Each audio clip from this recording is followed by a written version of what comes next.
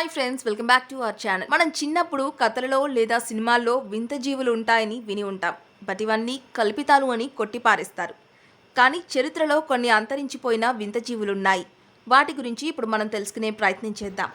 ప్రపంచంలో ఇప్పటి వరకు ఎన్నో జీవులు అంతరించిపోయాయి. అయితే ప్రస్తుత కాలంలో భయంకరమైన కాలుష్యం, పశుపక్షాదులను వేటాడి చంపడం వల్ల కొన్ని జీవులు పూర్తిగా అంతరించిపోతున్నాయి. అలాంటి వాటిని మ్యూజియంలోనే చూడాల్సిన దుస్థితి ఏర్పడుతోంది. హిమాలయాల ప్రాంతంలో యతి అనే వింత జీవులు సంచరిస్తుంటాయని చాలామంది చెబుతూ ఉంటారు. అయితే ఇది నిజమా లేక వట్టి పుకారణ అన్నది నిర్ధారణ కాలేదు. మనిషి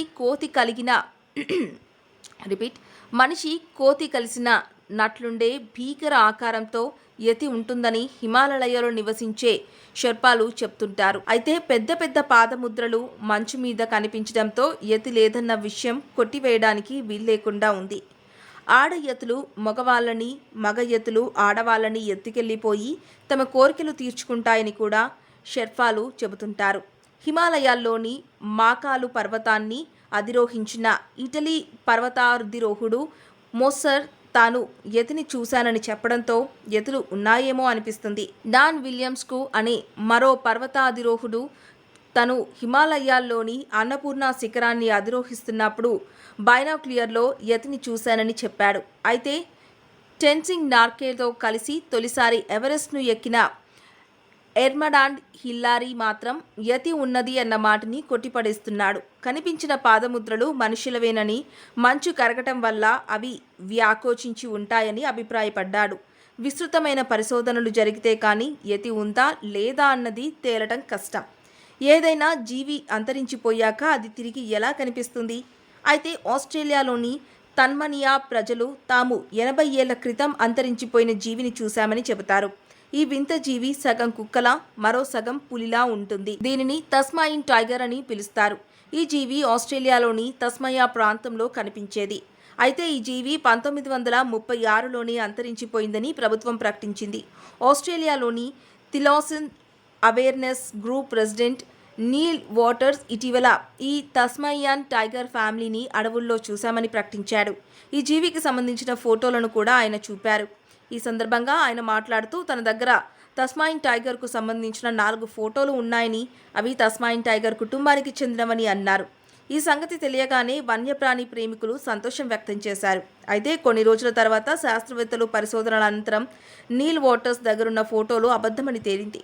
అదేవిధంగా 2005లో ఎగిరే మాంసాహార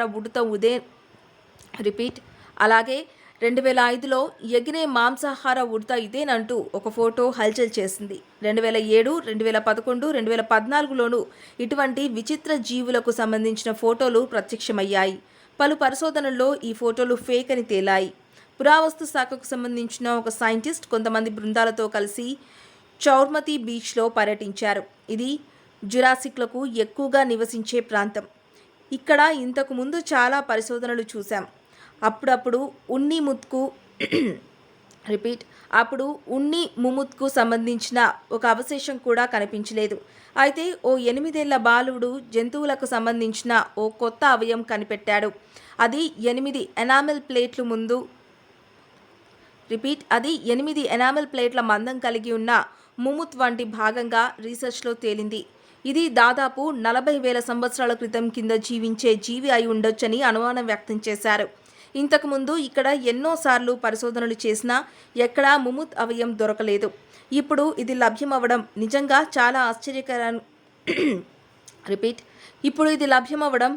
చాలా ఆశ్చర్యానికి గురి చేస్తుందని పరిశోధకుడు సెబాస్టియన్ పేర్కొన్నారు. ఇది ఆయన చేయి కన్నా చాలా పెద్దదిగా ఉంది. చరిత్ర ప్రకారం బ్రిటన్లో అత్యంత పెద్దవిగా, పొడవుగా ఉండే 15 అడుగుల గల ఏనుగు ఐస్ ఏజ్లో నివసించేవి. అవి కాలక్రమేణా మరణించాయి. మెల్లమెల్లగా వాటి జాతి అంతరించిపోయింది.